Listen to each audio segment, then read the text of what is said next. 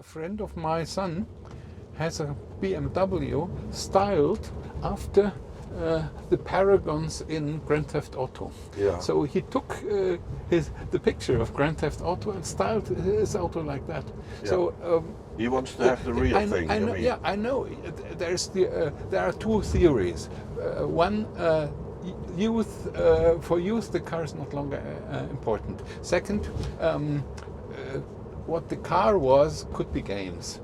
Virtualize the dreams connected with cars. Yeah. And I think both fundamentally false. Yeah, I agree with you. This is the illusion that a new technology Totally. substitutes the old one. I hear this for 30 years. Yeah, yeah, of course, It does that's not true. happen. It was true with the telephone. And Yeah.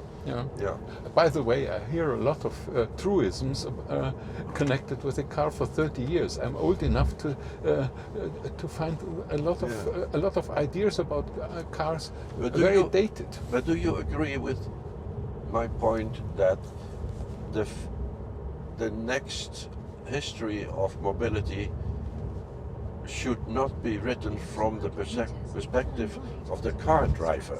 No. That's my point. No. That's my point. So, maybe that was a wrong perspective. Yeah. Same as you could not write a history of air traffic from the point of the pilot.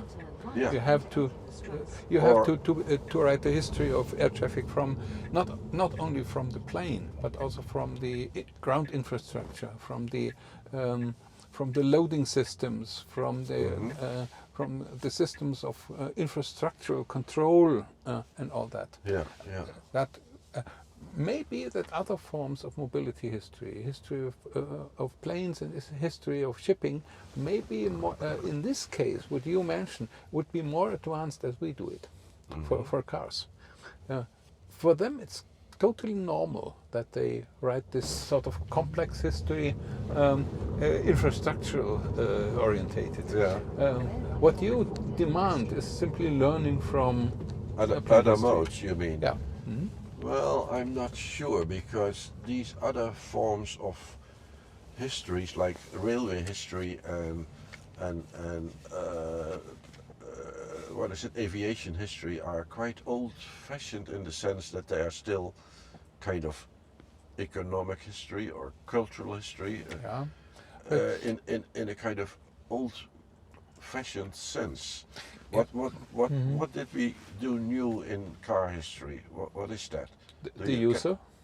I think that's the user perspective. That's first of all. Mm-hmm. And it's also maybe this multi-sensorial perspective as well. Yeah. But on the other hand, you can ask, what did we not do in history? What other mobility history did? We were less infrastructural orientated as other histories. Yeah. In railway history, you had the buffs who wrote about the engines. That would be the same as the buffs centering on the car. But you had all the good histories about the planning and building of infrastructures, about engineering discussions, what a passenger car in the railway would be, about seating and all that. Yeah. Which we did not. But listen, this is not a problem of historians, because if I look at the journal Mobilities, by the social scientists, they also are totally obsessed by cars. Yeah. Or bicycles or walking. Anyway, individual forms of transport. Yeah. You hardly find anything on railways. But why? And I don't know why.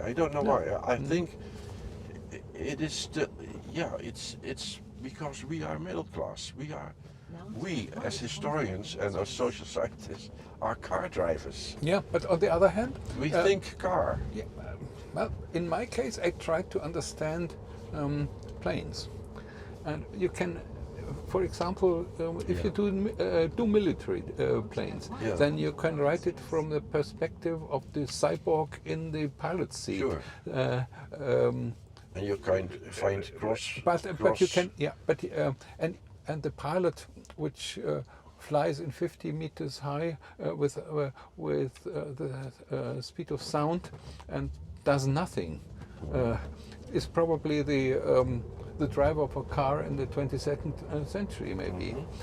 So you can cross-fertilize, yeah, but on the other hand, you have by plane history and very a broad perspective towards infrastructure, which is lacking in the history of the car, in my opinion. You can see well, part I did a lot on roads in the last book. but it's not only roads, it's also a matter of organization, for example, for traffic control. You have a lot of small histories, but there, in my, I don't know whether there's a book called The Infrastructure of the Car. I don't think there is one. So this is what we should do. There are books on road building. But but road building is not infrastructure. Not only infrastructure. Organization and decisions about organizations, and then we get political, of course. And we get social. And we get about the question, who does it best, in inverted commas, which political affiliation favors the car. This has been done for Germany for the 1960s, for example, that the liberals, the FDP, was extremely car-friendly, and a lot of investment into the infrastructure of the car was voted for by the FDP. And so I would desire a book about the history of car in society. And this is far from what I did. I was always obsessed with the user, in a way. I agree with you when you say there's one other sore point, I think, in what we did. That is that we did not, especially in the post-war history, did not talk about migration. I mean, if you talk about mobility nowadays, you should talk about migration. I mean, that is what people do. People move by going from one country to another, probably because of war or starvation or whatever. And from that perspective, the car is totally marginal. From the perspective of, if you look at the unless you want to go to England, you try to get into a truck. I would not agree.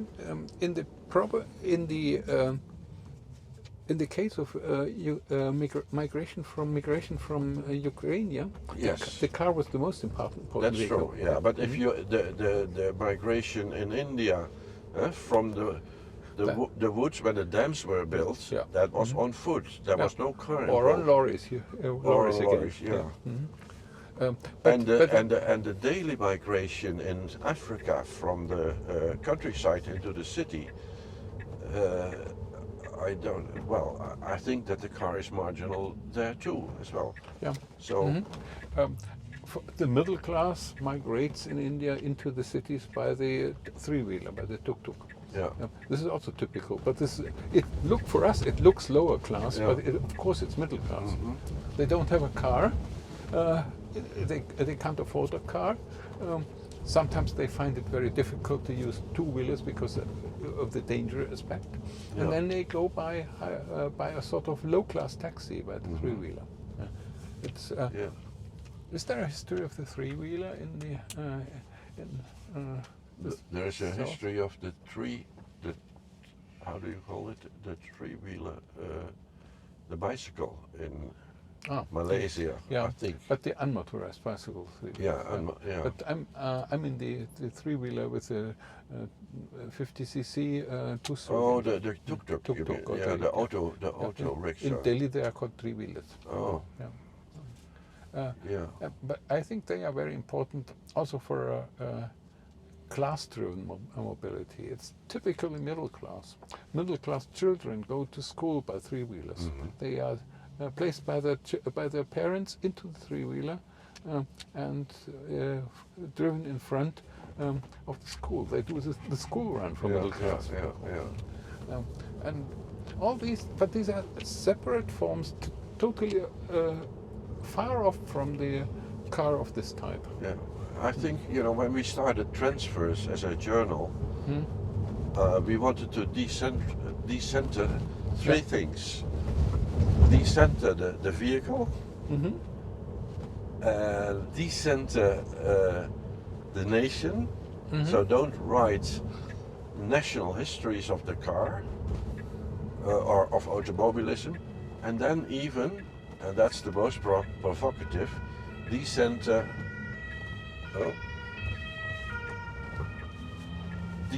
history. Yeah, go into social history, go into ask some help history from of the politics. social scientist Yeah, for a theory building. Yeah, but this, I think we started this 30 years ago about. We had a discussion for a long way ago. We had a discussion about what mobility history should integrate, and which contexts should be used for describing history properly. What I would not agree with the second decentralizing nationalism. Nations. No, not at all. You would not? No, not at all. Because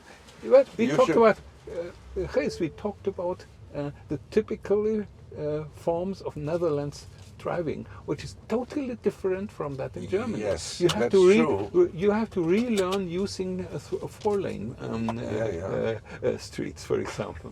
So this is a strong argument against this internationalization. I'm not sure. Of course, there are local cultural differences. It's not local. Sometimes it's related to mobility traditions. Sometimes it's. Yeah, but I don't like to use something like national cultures or national consciousness. But there also are regional subcultures, especially in America, for instance, in different styles. Yeah. And well, but it's an open question. I would say. Yeah.